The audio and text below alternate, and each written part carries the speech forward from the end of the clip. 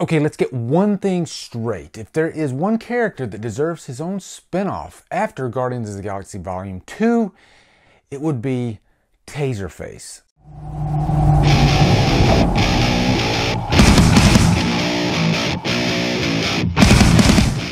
Guardians of the Galaxy stars Chris Pratt, Zoe Saldana, Bradley Cooper, and is directed by James Gunn. So what's up, guys? The summer movie season has officially kicked off with Guardians of the Galaxy Volume 2. I saw this movie Thursday night, and I'm not gonna lie, I walked out of the theater and I was just completely pissed off. I guess that's the best word for it, because I saw the first Guardians of the Galaxy back in 2014, loved the hell out of it.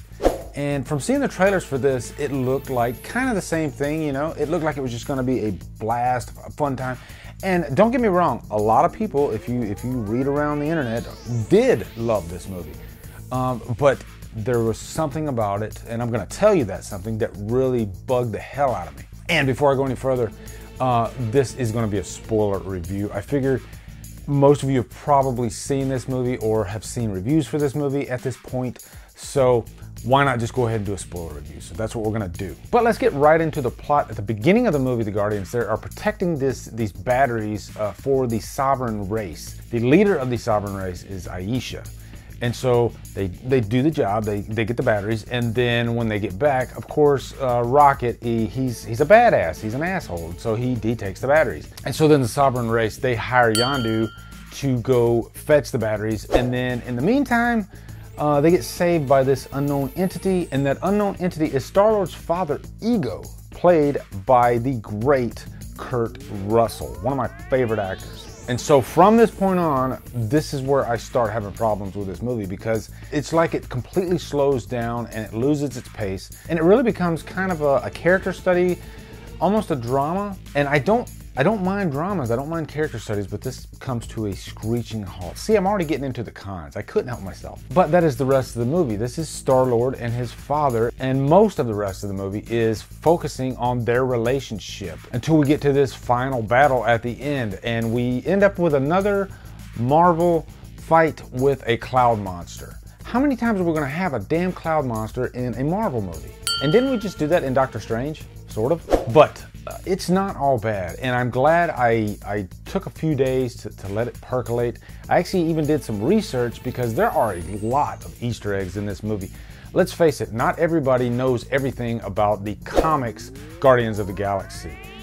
There are a lot of characters in this movie that if you don't know anything about that, you're probably going to be scratching your head. One of them is Sylvester Stallone. This is a pro for me though, because after I did some research, I found out that Stallone is actually Starhawk, which is an interesting character in the comics, and he is the leader of the original Guardians of the Galaxy. And they're actually talking about doing more movies with Starhawk, which I'm really excited for. But the one problem I have is going into the movie, I had no clue who he was, and he was in such a small scene that it really was kind of all for naught. The next time we really see him is in the post-credit scene. I think Marvel is the one studio that gets away with this, because we know that this whole storyline, it's safe. They can explain that story down the line in another movie. But if it was a different property that wasn't that safe, then we might be stuck with this little tidbit that we know nothing about. So it's kind of a pro and a con, I guess. But really, the pros. This movie's funny. That's the biggest thing. It's a comedy. It's a full-fledged comedy. And there are some really funny scenes in this. My main characters that I loved, comedy-wise, were of course Groot and Rocket. They do have some gold moments. One of the scenes where Rocket and Yondu, they're locked up behind bars and they're trying to get Groot to go get Yondu's headpiece. That scene was freaking hilarious. I'm not gonna lie. And my favorite scene is the scene with Taserface. Taserface! One of Yondu's henchmen, you know, he's trying to be a badass, and he proclaims himself as Taserface. And of course, Rocket just has a ball with that, just starts laughing. I'm sorry. Your name is Taserface? It's metaphorical! And then the joke even plays even better later in the movie with one of the Sovereign race. And Yondu does play a big part in this movie, and he is one of the better characters, actually. Michael Rooker just owns that character. Really loved what he did with Yondu. But now let's ease on into the cons, because One of my biggest cons was a lot of the comedy did fall flat, and I think Drax was my biggest problem. He did have a few scenes that were pretty funny. Most of the movie, he is with this character named Mantis, and all they did was really just throw a comedic ball back and forth to each other. And a lot of times it didn't work, because it was kind of the same joke over and over and over again. It was funny sometimes, don't get me wrong, but sometimes it just kind of got in the way. But while we're still on comedy, comedy itself got in the way of this movie. The first movie had the perfect balance of comedy and action and even drama.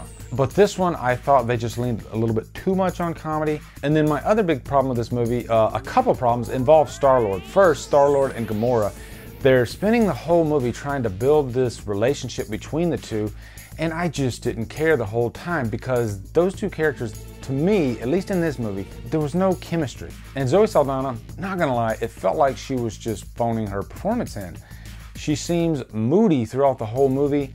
There just felt like no arc to her emotions. She was the same way from the beginning to the end. She seemed tired, really. And lastly, the relationship between father and son, Kurt Russell and Star-Lord. I have no problem with Star-Lord finding his father. I found that to be interesting in the trailers. And who better than Kurt Russell to play that part? But I thought they just kind of dragged the thing out way too long, spent too much time on it.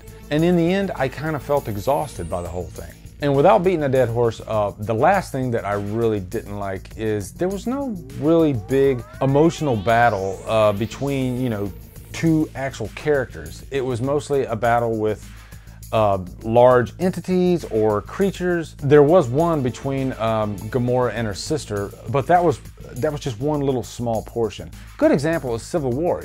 The whole movie, you had this big buildup of tension between Iron Man and Captain America, and then they had this massive fight at the end that just really worked. It was very emotional. And this one, I didn't really get that at all. Now, for my rating, when I walked out of this movie, I was really pissed off. And I even posted on Facebook my rage.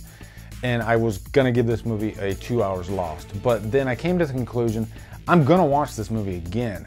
It's possible that I could like this movie better the second time. And in my mind, if I'm gonna watch a movie again, then it's not a 2 hours lost. Because any movie I give a 2 hours lost, I will never watch it again. So I have to give this a low humdrum. But as of right now, it sits at the bottom of my MCU ranking list, with Thor: Dark World being just above it. So anyway, guys, those are my thoughts on Guardians of the Galaxy Volume 2. I know a lot of you guys like this movie, and I think that's great. I'm so glad that you did like this movie if you did. I know I'm in the minority, but those are my issues with it. Anyway, guys, let me know your thoughts. Looking forward to hearing them. Also, come on over to Killer Flicks, where we talk horror all day, every day. And on Fridays, we do Free For All Fridays. Also, if you look down below, you can see all my social media links. If you like what I'm doing, please hit that subscribe button. I'd really appreciate it. Anyway, guys, thank you so much for watching. Have a great day, and Drumdum out.